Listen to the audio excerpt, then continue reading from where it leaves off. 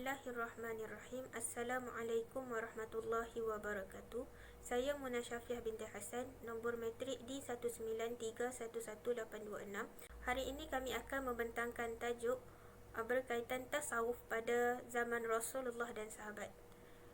Secara ringkasnya, tasawuf adalah berhubung penyucian diri bagi mencapai maqam yang tertinggi dari sudut ruhiyah dan mencapai redha Allah Subhanahu wa taala.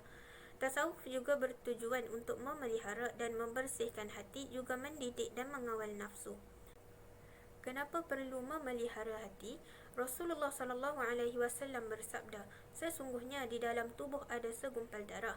Jika segumpal darah tersebut baik, maka akan baik pula lah seluruh tubuhnya. Adapun jika segumpal darah tersebut rosak, maka akan rosak pula lah seluruh tubuhnya. Ketahuilah segumpal darah tersebut adalah hati. Hadis riwayat Bukhari dan Muslim. Kenapa perlu mendidik nafsu? Sabda Rasulullah SAW yang bermaksud, orang yang terkuat di kalangan kamu ialah orang yang dapat mengalahkan hawa nafsunya di ketika dia marah, dan orang yang tersabar ialah orang yang suka memberikan pengampunan di saat dia berkuasa memberikan balasan, iaitu kejahatan orang yang menyakitinya. Hadis riwayat Baihaqi. Jadi benih-benih tasawuf sudah ada sejak dalam kehidupan Nabi Muhammad SAW. Hal ini dapat dilihat dalam peristiwa hidup, ibadah dan perilaku Nabi. Semenjak Rasulullah SAW diutus menjadi Rasul, bahkan sebelum baginda menjadi Rasul, telah mencerminkan diri dan perilaku kehidupan sufi dengan melakukan tahanut di Gua Hira dan kehidupan sehari-harinya yang sangat sederhana di samping menghabiskan waktu untuk beribadah dalam rangka mendekatkan diri kepada Allah Subhanahu wa taala. Tahanut yang dilakukan Nabi Muhammad SAW bertujuan untuk mencari ketenangan jiwa dan kebersihan hati, berusaha memperoleh petunjuk dan hidayah daripada pencipta alam semesta ini, mencari hakikat kebenaran yang dapat mengatur segala-galanya dengan baik di Gua Hira. Baginda melatih diri untuk menjauhi keramaian hidup, menghindari kemewahan dunia, berjihad, bertafakur, berfikir, menghindari makan dan minum yang berlebihan, dan menjauhi amalan-amalan orang jahiliyah Mekah yang pada ketika itu seperti meminum arak, berjudi dan sebagainya. Kehidupan sirah Nabi Muhammad SAW juga merupakan bibit-bibit tasawuf, iaitu peribadi Nabi yang sederhana, zuhud dan tidak pernah terpesona dengan kemewahan dunia. Dalam salah satu doanya, baginda memohon, "Ya Allah, hidupkanlah aku dalam kemiskinan dan matikanlah aku sebagai orang miskin." Hadis riwayat At-Tirmizi, Ibnu Majah dan Al-Hakim. Sebagai contoh tasawuf pada zaman Rasulullah SAW adalah, yang pertama, baginda seorang yang zuhud, iaitu tidak mementingkan kehidupan duniawi. Baginda mengajarkan bahawa kekayaan yang sebenarnya bukanlah kekayaan harta benda, melainkan kekayaan rohaniah. Baginda tidak tertarik kerana memandang nilai rohani itu lebih tinggi kedudukannya. Dalam sebuah hadis yang diriwayatkan oleh Ibnu Majah, Tabrani dan Baihaqi, Rasulullah SAW bersabda, "Zuhudlah terhadap dunia supaya Tuhan mencintaimu, dan zuhudlah pada apa yang di tangan manusia supaya manusia cinta akan engkau." Nombor 2 adalah hidup sederhana. Dalam kehidupan sehari-hari tercermin kesederhanaan baginda dalam alas tidur, pakaian dan makanan. Alas tidur baginda sendiri terdiri dari kulit berisi sabut. Pilihan Rasulullah tersebut disebabkan oleh keimanan yang sempurna bahawa dunia hanyalah tempat tinggal sementara, bukan untuk selama-lamanya. Begitu juga dari segi pakaian dan makanannya. Baginda bersederhana dengan memakan sepotong roti sahaja dan sebiji tamar serta seteguk air. Baginda sering berpuasa dan tidak makan kecuali lapar, dan kalaupun makan tidak sampai kenyang. Dari Ibnu Mas'ud diceritakan bahawa dia pernah memasuki kediaman Rasulullah dan didapatinya baginda sedang berbaring di atas sehelai anyaman daun kurma sehinggakan memberi bekas pada pipinya. Ibnu Mas'ud bertanya, "Wahai Rasulullah, apakah perlu jika aku mencarikan bantal untukmu?" Rasulullah menjawab, "Aku tidak memerlukan itu. Aku di dunia adalah laksana orang yang sedang bepergian, sebentar berteduh di hari yang terik bawah naungan pohon kayu yang rindang, untuk kemudian berangkat lagi dari situ menuju tujuannya." Yang ketiga adalah beribadah. Ibadah Nabi juga merupakan pelopor kepada tasawuf. Rasulullah sentiasa beristighfar dan menghubungkan dirinya dengan Allah Subhanahu wa taala setiap masa dan bermunajat di malam hari. Ini sebagai contoh tauladan untuk kita bagaimana menyucikan hati dan membina hubungan batiniah dengan Allah Subhanahu wa taala. Di setiap malam baginda beribadah, sentiasa beribadah kepada Allah, sehingga membuat Aisyah bertanya, "Mengapa engkau berbuat begini ya Rasulullah? Padahal Allah Subhanahu wa taala sentiasa mengampuni dosamu." Rasulullah menjawab, "Apakah engkau tidak menginginkanku menjadi hamba yang bersyukur?" Hari semalam Rasulullah minimum membaca istighfar 70 kali. "Sesungguhnya aku memohon ampun kepada Allah, bertaubat kepadanya setiap hari tidak kurang dari 70 kali." Hadis riwayat Bukhari. Selain solat malam, baginda juga solat duha yang tidak kurang dari 8 rakaat setiap hari. Apabila Rasulullah tidak mampu melakukan solat-solat yang demikian itu, maka baginda akan menggantinya pada keesokan hari dan menambahkan rakaat supaya kekosongan pada semalam itu dapat diganti dengan hari ini. Pada Rasulullah sallallahu alaihi wasallam juga terkumpul ciri-ciri utama, iaitu merendah diri, lemah lembut, jujur, tidak mencari celah orang lain, sabar, tidak sombong, bersopan santun dan tidak mabuk dengan pujian. Rasulullah sallallahu alaihi wasallam sentiasa berusaha melupakan perkara yang tidak berkenan di hati dan tidak pernah putus asa untuk mencuba. Demikianlah akhlak Rasulullah sallallahu alaihi wasallam adalah rujukan akhlak yang tiada tandingannya.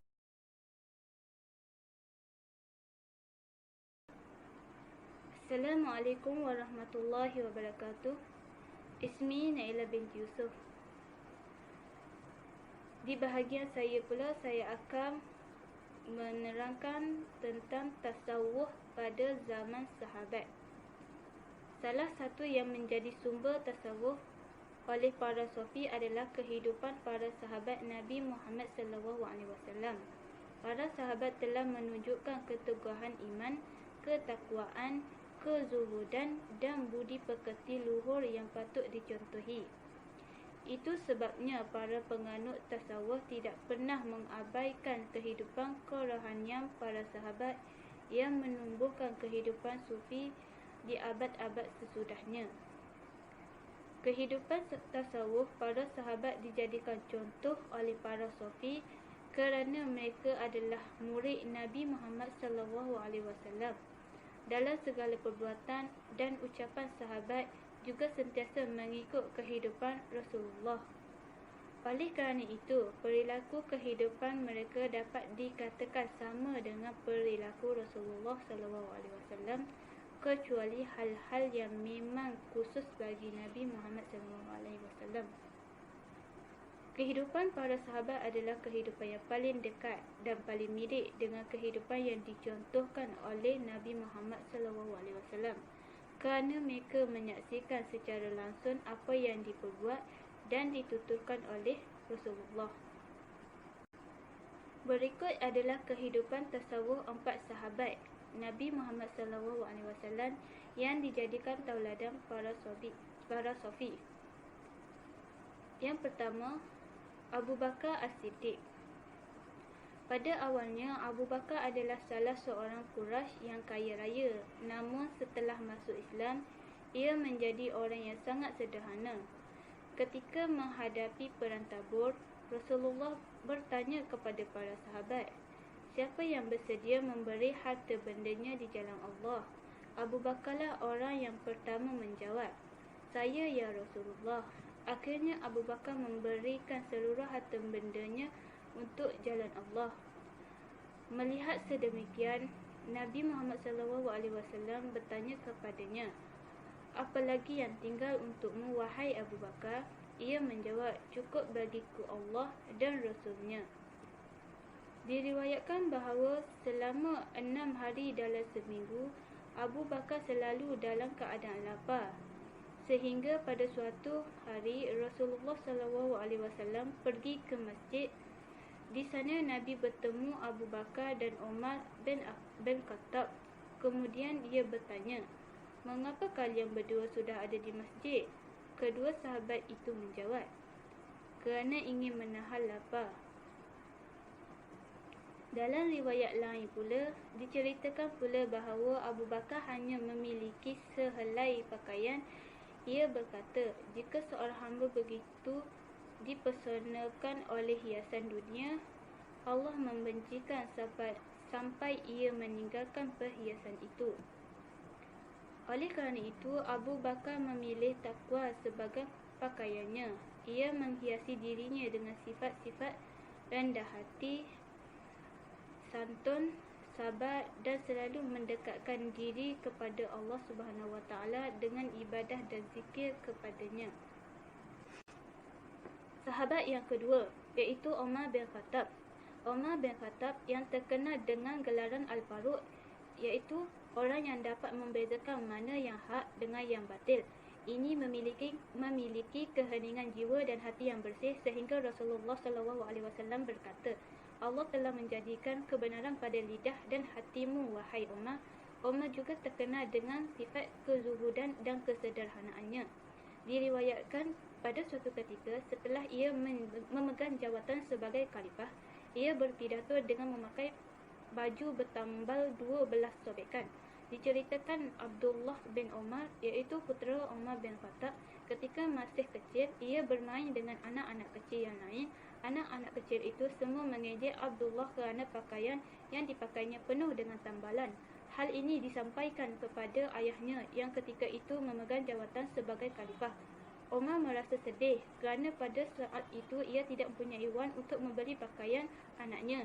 Oleh kerana itu, ia membuat surat kepada pengawal Baitul Mal untuk minta pinjaman wang dan pada bulan depan akan dibayarkan dengan cara memotong gajinya. Malah bukan memberikan pinjaman, pengawal Baitul Mal menjawab surat itu dengan mengajukan suatu pertanyaan. Apakah Umar yakin umurnya akan sampai ke bulan depan? Maka dengan perasaan terharu dengan diiringi derai air mata, Umar menulis lagi sepucuk surat kepada pengawal Baitul Mal tersebut bahawa ia tidak lagi meminjam wang kerana tidak yakin umurnya sampai ke bulan yang akan datang. Disebutkan dalam buku-buku tasawuf dan biografinya, Umar bin Khattab selalu menghabiskan malamnya untuk beribadah, mendekatkan diri kepada Allah.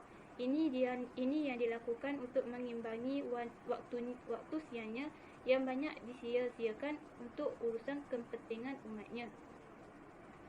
Saya serahkan selanjutnya kepada sahabat saya. Seterusnya, pada zaman Sayyidina Uthman bin Affan, tasawuf itu dapat dilihat dari sifat peribadi dan akhlak Sayyidina Uthman. Yang pertama, beliau seorang yang dermawan. Antara sumbangan Sayyidina Uthman ialah beliau menyediakan 900 ekor unta, 100 kuda dan 1000 dinar untuk Islam yang pada ketika itu kekurangan angkatan tentera untuk menentang Rom. Peristiwa ini berlaku ketika Rasulullah SAW pernah berazam untuk menggerakkan satu angkatan tentera untuk peperangan Tabuk. Peperangan Tabuk berlaku setelah utusan Nabi Muhammad SAW telah dibunuh pada ketika itu. Baginda yang sayang itu ingin menggerakkan satu angkatan, namun keperluan kepada harta sangat-sangat memerlukan, seperti mana keperluan mendesak pada angkatan tentera. Angkatan tentera Rom begitu ramai angkatannya serta banyak persiapannya, bahkan mereka juga akan berperang di tempat mereka sendiri. Namun bagi orang muslimin, perjalanan mereka sangat jauh dan keperluan mereka sangat sedikit. Haiwan-haiwan tunggangan mereka terlalu sedikit. Baginda Nabi Muhammad SAW terpaksa menolak beberapa orang yang datang menyatakan hasratnya menyertai angkatan tentera tersebut kerana mereka tidak mempunyai tunggangan maupun bekalan makanan untuk dibawa. Dalam keadaan yang sukar itu, baginda Nabi Muhammad SAW puji Allah SWT. Kemudian seluruh kaum muslimin berkumpul kepada baginda. Lantas baginda menggalakkan mereka menderma harta mereka pada jalan Allah SWT. Baginda juga menjanjikan dengan janji-janji yang besar akan dibalas oleh Allah SWT. Pada ketika itu, berdirilah Sayyidina Uthman radhiyallahu anha lantas berkata, "Ya Rasulullah, saya janji untuk berikan 100 ekor unta bersama kelengkapannya dan pelana-pelananya." Baginda kemudiannya turun ke satu anak tangga sesudah Sayyidina Uthman berkata demikian. Namun baginda SAW masih belum berpuas hati sambil menyemarakkan semangat kepada kaum muslimin untuk menginfakkan harta ke jalan Allah SWT. Saat itu sekali lagi bangun Sayyidina Uthman untuk kali kedua lalu berkata, "Ya Rasulullah, akan kuberikan lagi 100 ekor unta dengan kelengkapannya dan pelana-pelananya. Maka ketika itu terpancarlah seri pada wajah baginda. Baginda amat bergembira dengan apa yang dijanjikan oleh Saidina Osman. Baginda kemudian turun satu anak tangga lagi dan berhenti sambil menyemarakkan kaum muslimin untuk berinfak. Saat baginda bersungguh-sungguh itu, sekali lagi bangun Saidina Osman bin Affan lantas berkata, "Saya berikan lagi 100 ekor unta bersama-sama seluruh kelengkapannya dan pelana-pelananya, wahai Rasulullah." Pada saat itu Rasulullah SAW sangat gembira. Baginda kemudian turun daripada mimbar dan saat itu juga Saidina Osman kembali ke rumahnya serta diutuskan kepada baginda akan unta-unta yang dijanjikannya itu, 300 ekor kesemuanya. Beliau juga memberikan 1000 dinar emas kepada baginda. Tatkala diletakkan wang-wang dinar itu di ribaan baginda, maka gembiralah baginda dan terbuktilah di sini bahawa sifat Saidina Osman bin Affan yang sangat dermawan dan tidak memikirkan tentang kekayaan duniawi semata-mata, walaupun beliau mempunyai harta yang banyak hasil keperkarannya berniaga. Seterusnya, sumbangannya yang lain ialah beliau membeli sebuah telaga milik seorang Yahudi untuk kaum muslimin yang pada ketika itu kota Madinah sedang dilanda kemarau. Oleh kerana perigi itu hak milik seorang pemuda Yahudi, beliau terpaksa membelinya dengan harga yang mahal. Pada suatu ketika, bencana kemarau melanda kota Madinah. Kaum muslimin terpaksa menggunakan air perigi Rum, satu-satunya sumber mata air. Malangnya perigi itu dimiliki Yusuf, seorang Yahudi yang tamak. Untuk mengambil air dari perigi itu, mereka terpaksa membayar dengan harga yang mahal. Melihat keadaan itu, Saidina Osman radhiyallahu anhu segera bertemu dengan Yusuf untuk berunding. "Wahai Yusuf, mahukah engkau menjual perigi Rum ini kepadaku?" tanya Saidina Osman. Yahudi tua yang sedang mabuk wang itu segera bersetuju dengan tawaran Saidina Osman. Dalam fikirannya, Saidina Osman adalah orang kaya. Dia pasti mampu membeli perigi itu walau berapapun yang diminta. Namun, dia juga tidak mahu kehilangan mata pencariannya itu begitu sahaja. "Saya bersetuju menjual perigi ini. Berapa engkau sanggup membayarnya?" balas Yusuf. Jawab Saidina Osman, 10,000 dirham. Yahudi tua itu tersenyum sambil berkata, "Perigi ini hanya saya jual separuh sahaja. Kalau bersetuju, sekarang juga engkau bayar 12,000 dirham dan perigi ini kita bahagi dua. Sehari untukmu dan sehari untukku." Selepas berfikir sejenak, Saidina Osman menjawab, "Baiklah, saya terima tawaranmu." Selepas membayar harga dipersetujui kepada Yusuf, Saidina Osman menyuruh pekerjanya mengisytiharkan kepada penduduk bahawa mereka bebas mengambil air dari perigi itu tanpa sebarang bayaran pada hari gilirannya. Semenjak itu, penduduk Madinah bebas mengambil air sebanyak mungkin dengan percuma pada hari giliran Saidina Osman. Mereka akan mengambil air untuk keperluan mereka selama 2 hari. Terusnya,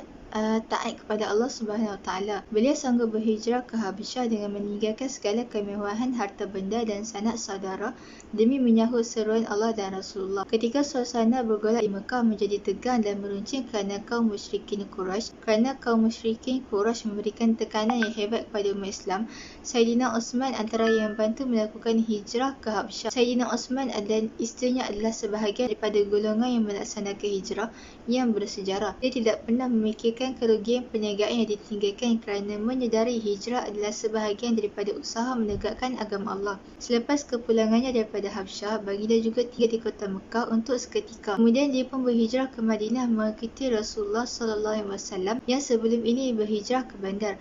Setelah berada di Madinah, Saidina Osman radhiyallahu anhu mula menjalankan perniagaannya sehingga berjaya menjadi seorang saudagar yang kaya raya. Bagaimanapun, beliau sedikit pun tidak teragak-agak menggunakan seluruh harta dan hartanya bagi menyahut seruan jihad menegakkan kesucian. Seterusnya, tasawuf pada zaman Sayyidina Ali bin Abi Talib. Yang pertama, zuhud terhadap dunia. Beliau merupakan hamba yang soleh dan dia tidak mengharapkan kemewahan dan perhiasan dunia yang fana. Beliau juga tidak hirau jika memakai baju yang bertampal. Kehidupan pada zaman pemerintahannya di Kufah juga sangat sederhana. Ia berbeza dengan para khalifah yang datang selepas pemerintahannya. Ketika sudah menjadi khalifah, jubah yang beliau pakai sehari-hari hanya seharga 3 dirham. Sarungnya penuh tambalan. Ada yang menegur kerana pakaian tersebut tidak layak untuk seorang khalifah. Beliau menjawab, biar diteladani oleh orang mukmin dan ini membuat hati menjadi khusyuk. Oleh kerana itu, beliau tidak menghiraukan tentang perhiasan di dunia ini. Selain itu, ketika menjadi khalifah, Ali bin Abi Talib ingin menjual pedang kesayangannya ke pasar dan dia berkata, "Siapa ingin beli pedang saya ini? Demi Allah, setelah lama menggunakan pedang ini untuk melindungi Rasulullah dalam pelbagai peperangan. Kalau saya ada duit untuk sarung, saya tak akan jual." padahal ketika itu harta Baitul Mal berada di tangannya. Emas, perak, dinar dan dirham bertimbun di sana. Tetapi dia tidak merasainya lebih daripada jatahnya yang tidak seberapa. Dalam kata-katanya yang sangat terkenal, beliau menjawab, "Wahai kuning, wahai putih," iaitu emas. "Goda selain aku, goda selain aku." Kisah ini sebenarnya hendak menyampaikan bahawa Sayyidina Ali tidak menghiraukan harta yang ada pada dirinya. Dia merasakan yang dia tidak ada sebarang harta. Walaupun pedang kesayangannya, beliau sanggup menjual. Bukan sahaja dari segi harta benda, malah dari segi pemakaian dan penampilan beliau juga serba sederhana sahaja. Yang kedua, keberanian dalam menghadapi peperangan. Sayyidina Ali juga terkenal dengan sifatnya yang gagah dan berani. Buktinya beliau telah menghadapi banyak peperangan dan pertempuran seperti Badar, Uhud, Khandaq dan Khaybar dan lain-lain lagi. Beliau tidak pernah terkecuali dalam setiap perang, kecuali perang Tabuk. Pada zaman pemerintahan Sayyidina Ali, beliau terpaksa menghadapi pelbagai masalah yang rumit. Antara masalah yang dihadapi oleh Sayyidina Ali ketika zaman pemerintahan beliau ialah penentangan daripada kumpulan pemberontak. Pemberontakan ini berlaku disebabkan terdapat beberapa individu yang tidak menyokong Sayyidina Ali bin Abi Talib sebagai khalifah. Pemberontakan ini dibuat oleh golongan Rafidah yang menghasut para sahabat. Isteri Rasulullah iaitu Ummul Mukminin Sayyidatina Aisyah dan dua orang sahabat Nabi. Oleh itu, Sayyidina Ali bertindak untuk menyelesaikan masalah tersebut dengan melancarkan peperangan. Pemberontakan itu berjaya ditumpaskan oleh Sayyidina Ali dalam Perang Jamal. Dalam peperangan ini, Talha dan Zubair telah terkorban akibat dibunuh oleh golongan Rafidah yang mengaku sebagai pengikut Sayyidina Ali. Manakala Sayyidatina Aisyah dikembalikan ke Madinah oleh Sayyidina Ali. Beliau menjalankan satu misi dengan mengarahkan 100 orang wanita menyamar sebagai lelaki dan menutup mata, lalu menarik unta Ummul Mukminin Aisyah kembali ke Madinah. Kemudian Sayyidina Ali juga terpaksa berhadapan dengan Muawiyah. Ketika itu Muawiyah berpendapat bahawa siasatan berkenaan dengan pembunuhan Sayyidina Osman adalah keutamaan kepada negara dan beliau ingin tahu siapakah pembunuh itu dengan secepat mungkin supaya pembunuh itu mendapat hukuman qisas. Bagi Sayyidina Ali pula, keamanan negara perlu diutamakan terlebih dahulu sebelum menyiasat kes pembunuhan Sayyidina Osman. Lalu dengan keberaniannya, beliau juga membuat keputusan untuk melakukan peperangan. Hal ini berlaku kerana Muawiyah terlebih dahulu melancarkan serangan ke atas Sayyidina Ali.